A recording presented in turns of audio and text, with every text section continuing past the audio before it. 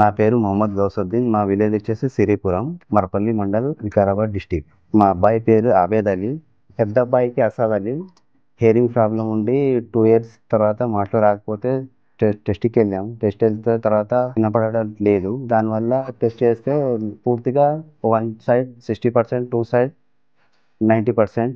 దాని తర్వాత ఎలా వెళ్ళాలి ఏంటని చెప్పేసి చూస్తే డాక్టర్ శివప్రసాద్ సార్ దగ్గరికి వెళ్తే ఇక్కడ సొల్యూషన్ అమృత ఈఎన్టీ హాస్పిటల్కి వెళ్తే సొల్యూషన్ ఉంటుంది, చేస్తే బాగుంటుంది అని చెప్పేసి చెప్పారు.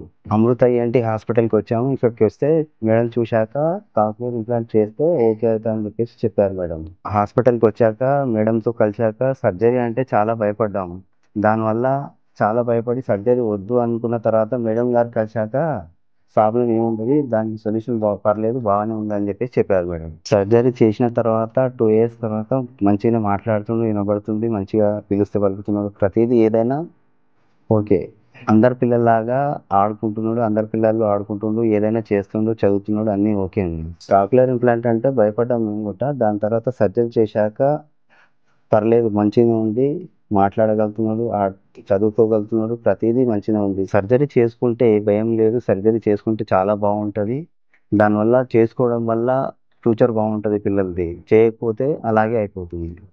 థ్యాంక్ యూ కృష్ణ మేడం గారు, అమృత ఈఎన్టీ హాస్పిటల్. Thank you.